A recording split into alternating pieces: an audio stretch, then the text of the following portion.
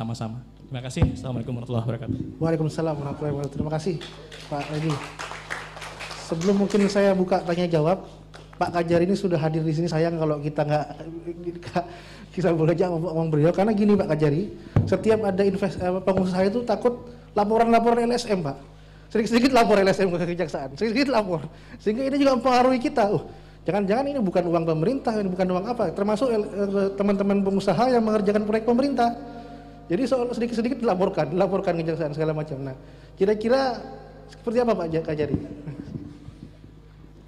Assalamualaikum warahmatullahi wabarakatuh.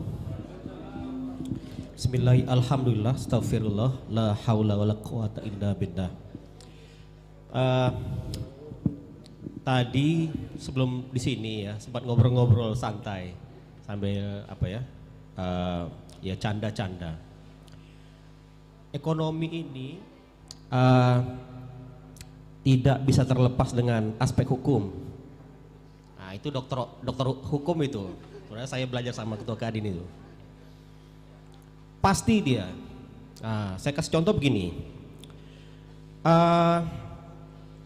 Kita sering menangani permasalahan itu seperti pemadam kebakaran. Ketika ada masalah baru ini. Ketika dikomplain orang, ketika dipatenkan orang produk kita baru kita ribut. Padahal itu yang buat kita. Nah, disinilah sebetulnya saya mana-mana bicara ini hukum. Nah, termasuk di sini nih.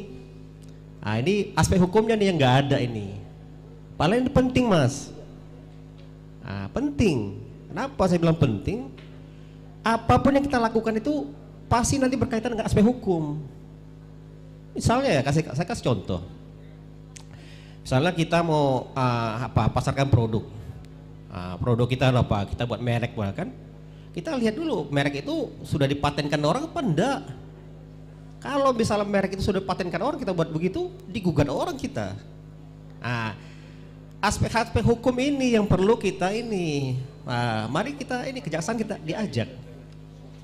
Nah, saya di mana-mana bicara ini hukum. Jadi kita bukan nuntut-nuntut orang aja. Banyak ya. Jadi pasal 30, walaupun sekarang ini undang-undang kejaksaan sudah ada yang baru, cuman belum dirilis. Tapi saya pikir undang-undang lama itu kemungkinan aturan-aturan itu tidak banyak yang fundamental itu tidak akan dirubah. Jadi pasal 30 itu undang-undang kejaksaan, undang-undang 16 tahun 2004 itu tugas kejaksaan itu memberikan pencerahan hukum, meningkatkan kesadaran hukum masyarakat. Masyarakat itu siapa? Kita semua. Kadin PT Garam, ini Pemda. Saya pernah bicara dengan ini ya, dengan ngopi bareng Kajari. Itu di Pemkab Sumeneb itu. Judul saya itu aspek hukum, ekonomi dan pembangunan. Karena dia pasti berkaitan. Tadi itu ada bicara norma tadi, itu yang ahli ekonomi tadi. Nggak bisa ini kalau misalnya nggak ada aspek hukumnya. Ya. Jadi ke depan ini apapun ajak aja kita gampang diskusi chat pakai WA aja boleh. Misalnya lagi gini ya, ada regulasi yang tadi saya lihat masalah barcode. Kalau UMKM ini tidak bisa dilaga dia dengan pengusaha-pengusaha besar itu. Jadi dalam hukum itu ada perlakuan khusus dia. Jadi ada namanya bahasa hukum itu dalam hal-hal tertentu. Jadi dia bisa dikecualikan. Bagaimana caranya kita usulkan? Saya sebelum tugas di sini banyak itu kita bantu PLN gitu kan. Mereka tuh bangun SUTT, SUTET itu. Resiko-resiko hukum yang dialami banyak. Termasuk kita ini resiko hukum ini banyak. Misalnya soal pengiriman tiba-tiba kecelakaan itu resiko hukum, harus difikirkan itu. Coba caranya kita nanti kompilasi resiko-resiko hukum kemudian kita mitigasi. Karena gini ya, hal-hal terburuk itu mungkin saja terjadi. Ya, hal-hal terburuk itu mungkin saja terjadi. Tapi ketika dia terjadi, kita sudah antisipasi hukum itu.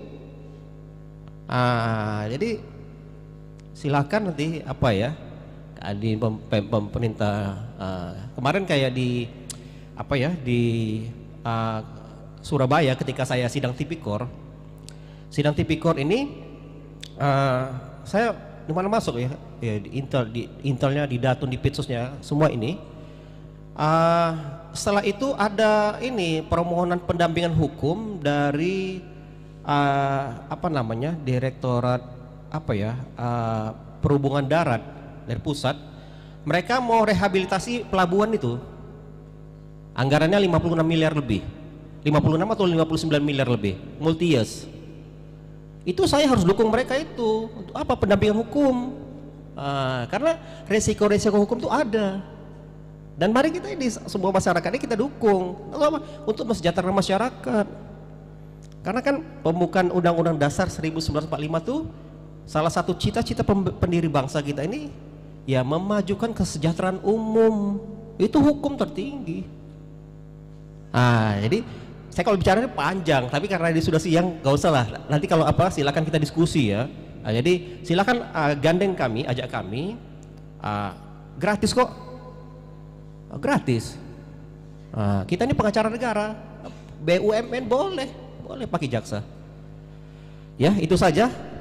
Terima kasih untuk lain waktu. Saya harap kalau bisa ini apa namanya aspek hukum diikut sertakan juga mas. Penting itu.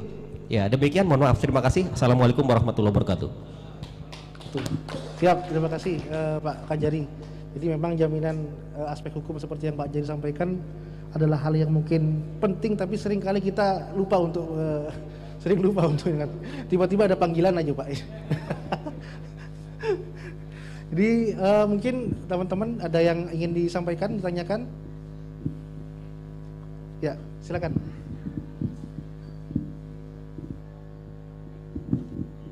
Assalamualaikum warahmatullahi wabarakatuh. Mohon izin, ini saya tanya langsung sama Pak Kajari kan. Karena memang sebenarnya aspek hukum memang sangat perlu, terutama kita harus paham tentang legal standing dan segala macam. Jadi saya mungkin mewakili salah satu pengusaha UMKM kita di bidang pusaka, Pak. Jadi kemarin kita sudah berusaha untuk memasarkan. Karena pusaka ini keris, benda tajam, seperti yang tadi saya sudah ungkapkan, ini sebenarnya masih ada problem di bawah. Di bottom kita ada problem. Ketika mereka mau ngemas, ini kan pasti disertakan isinya apa. Nah, kita ke ekspedisi ini terhambat karena kita masih kehitung senjata tajam. Nah, mungkin di sini karena memang Ketua HIPMI juga doktor di bidang hukum, ada Pak Kajari, saya juga masih sarjana hukum yang baru belajar.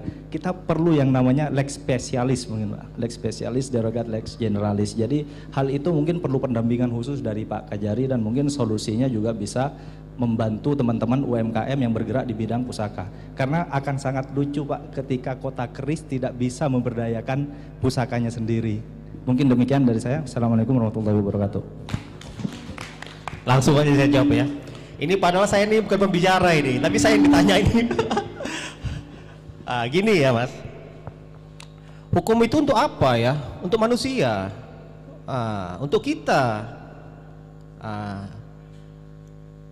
Secara umum ya, secara umum saya pernah juga apa namanya mendengar kiriman barang, atau saya pernah juga punya teman itu ketika saya sekolah di ILEA, International Law Enforcement Association, itu kebetulan di Bangkok, itu ada yang dari Amerika, ada dari ini, termasuk saya ini sering promosi pariwisata ini sekretaris pariwisata nggak tahu nih saya promosikan pariwisata Sumeneb ini di mancanegara ke teman-teman saya.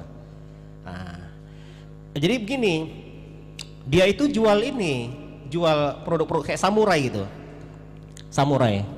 Dia beli dari mana tuh? Dia orang Thailand, saya lupa namanya, orang Thailand. Dan dia cerita itu samurai itu kan dia tunjukkan saya kan. Jadi dia kayak broker aja, dibeli di mana, jual lagi itu, dapat untung. Ini bisa. Tapi begini, nanti saya baca dulu regulasinya.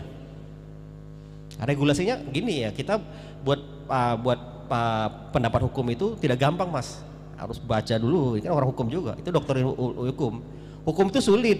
Siapa bilang hukum itu mudah? Beda dengan matematika itu. Dia bangun ini dia sudah jelas. Makanya juga temuan-temuan ilmu hukum itu sedikit. Kan sedikit ya. Asas-asas hukum pemerintahan yang baik itu nggak banyak dia. Karena sulit. Jadi sarjana hukum ini lebih sulit sebenarnya daripada sarjana teknik. Ya.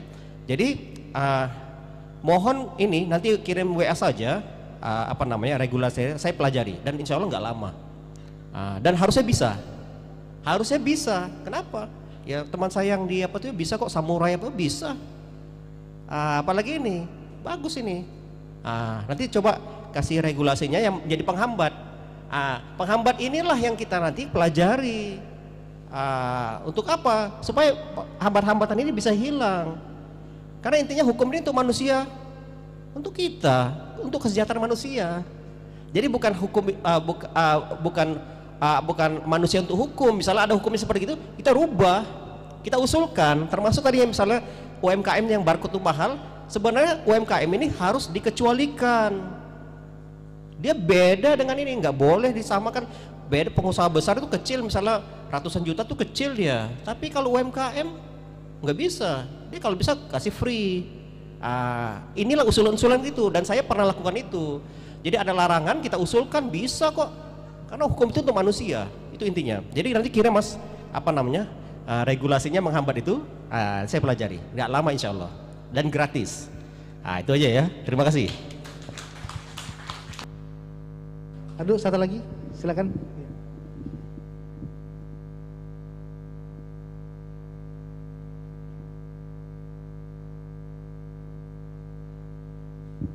Assalamualaikum warahmatullahi wabarakatuh.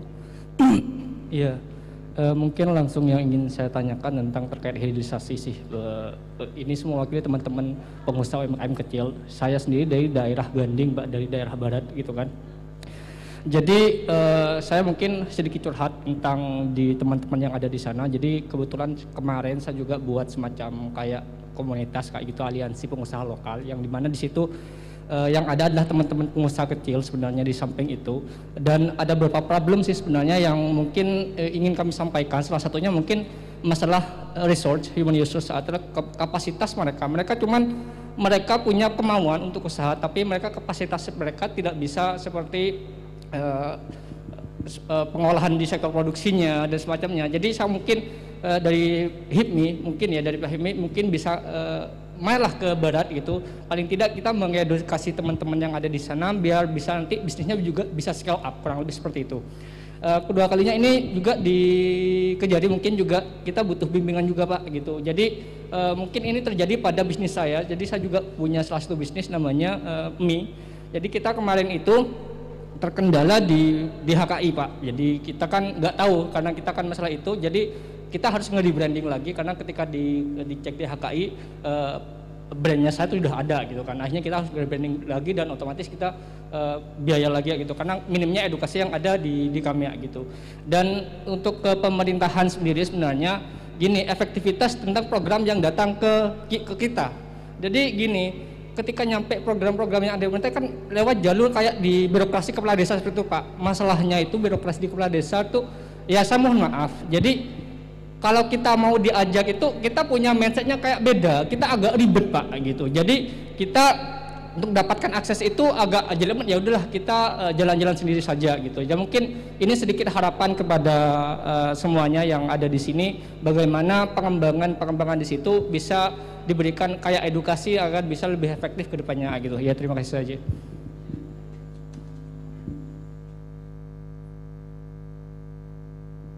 Terima kasih. Mungkin pertanyaannya pas buat Pak Yaya, Pak.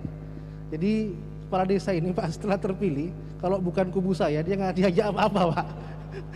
Apalagi kemarin kalau sudah terpilih. Jadi yang sudah resiko kita sebagai pendukung ini besar Pak.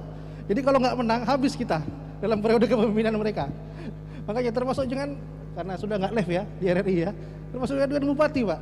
Kalau bupati nggak hadir hanya wakil bupati sehingga kita orang wakil bupati. Padahal kita mau di tengah-tengah pengusaha ini Pak, serba repot Pak. Kira-kira seperti apa Pak Yaya?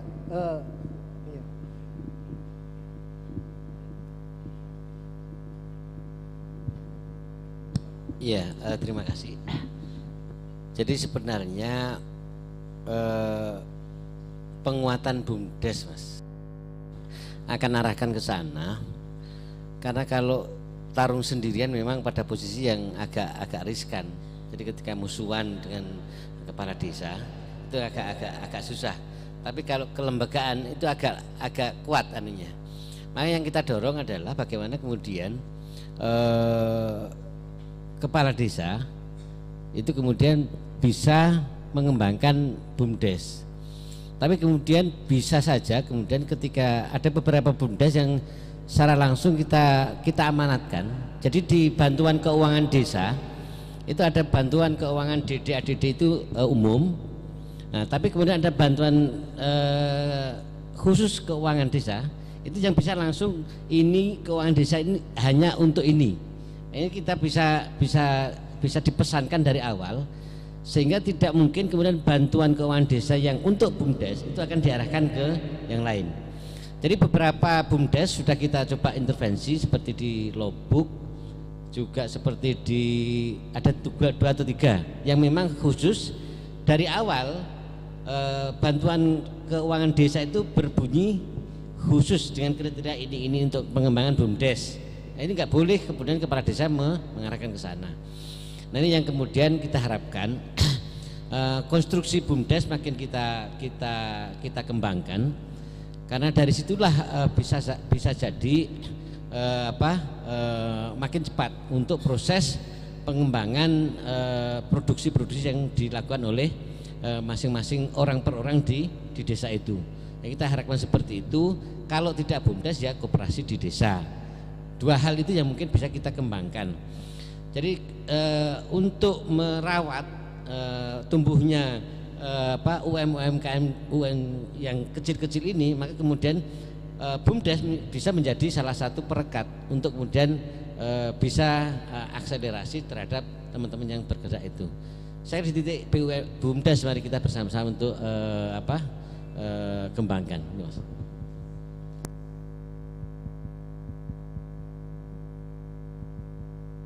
Pak, jadi tadi pertanyaan juga yang buat HIPMI, memang di ADART ini HIPMI-nya anggotanya memang harus yang sudah punya badan hukum, Pak. Tapi seiring dengan kebutuhan di masyarakat, banyak pengusaha-pengusaha muda yang memang belum siap berbadan hukum, termasuk Pak Kajari tadi juga menyinggung. Kapan-kapan Pak ngopi bareng pengusaha, Pak Kajari ngopi dengan pengusaha. Jadi kita dari awal mau join sama teman-teman juga harus ada perjanjian, aspek hukum sudah. Kemudian mau daftarkan merek, ada lagi aspek hukum lagi. Kemudian mau jual segala macam pasti ada aspek hukum yang ini kita tidak paham, Pak. Sebenarnya teman-teman pengusaha ini, mulai dari pengusaha yang dari bawah meskipun juga pengusaha yang sudah settle gitu, Pak. Nah, untuk yang teman-teman nanti kita gabung saja ke HIPMI. Kita punya HIPMI Circle, www.hipmicircle.co.id. Jadi itu semua anggota HIPMI maupun yang terafiliasi di sana, Pak, etalase digital kita. Dari sekarang kita mulai dari Sumeneb, alhamdulillah di Jawa Timur sekarang sudah skupnya. Dan mudah-mudahan tahun depan bisa sampai skala nasional. Sehingga produk di Sumeneb akan dibaca, tinggal buka HIPMI Circle, butuhnya apa di situ ada semua. Nah, dari teman-teman yang ada di Sumeneb, termasuk yang ada di Gending. Dan di sini kita siapkan juga etalase digital, etalase bukan digital, etalase yang konvensional, Pak. Jadi kita akan buat di sini etalase konvensional, secara berkala kita adakan UMKM Festival, Street Food Festival, sehingga nanti mungkin tidak hanya di sini PT Garam menjadi tuan rumah, mungkin tidak perlu keluar biaya, Pak, hanya disediakan tempat, kita yang menghias, Pak. Ya, UMKM Festival atau di Kajari nih. Jadi di kantor kejaksaan. Jadi bagaimana UMKM kita punya tempat.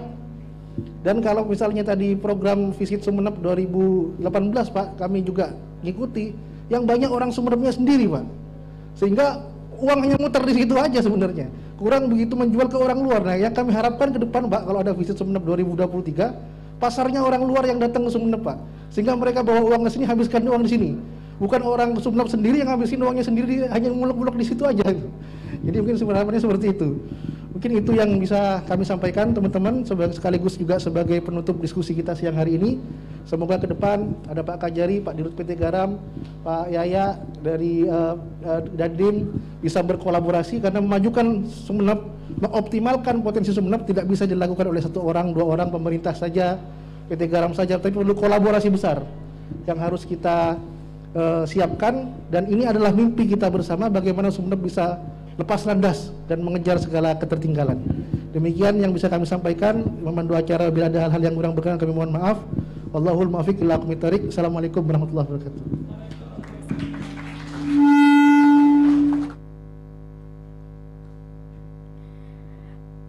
Baik, demikianlah diskusi Economic Outlook Sumeneb. Untuk selanjutnya, yakni penyerahan cindramata dari Ketua Umum BBC HIPMI kepada para pemateri. Kami undang Bapak Ahmad Yunus, Bapak Ahmad Ardianto, Bapak Yayak Nur Wahyudi, dan Bapak Redi Setiawan untuk segera mengambil tempat.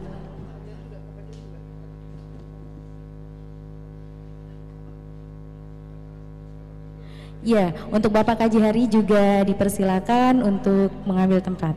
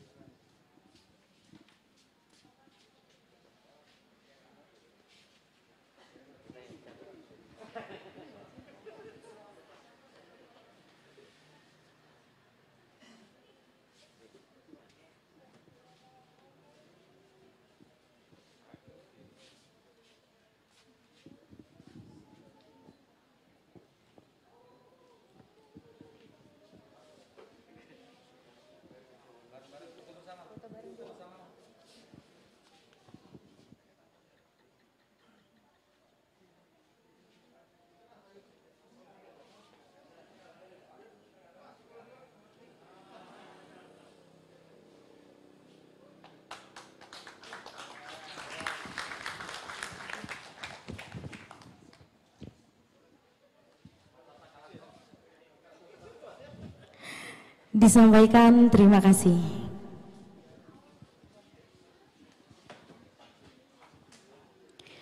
Demikianlah serangkaian acara diskusi Economic Outlook Sumeneb. Mari kita tutup acara dengan pembacaan hamdalah bersama. Terima kasih saya ucapkan. Semoga diskusi ini dapat bermanfaat untuk kita semua. Saya Berliana Tri Agustin, pamit undur diri. Wassalamualaikum warahmatullahi wabarakatuh. Kepada para tamu undangan dipersilakan untuk menuju ke ruangan VIP yang sudah disediakan, dan kepada seluruh peserta diskusi dipersilakan untuk ke tempat konsumsi sebelah kanan panggung yang telah disediakan. Terima kasih.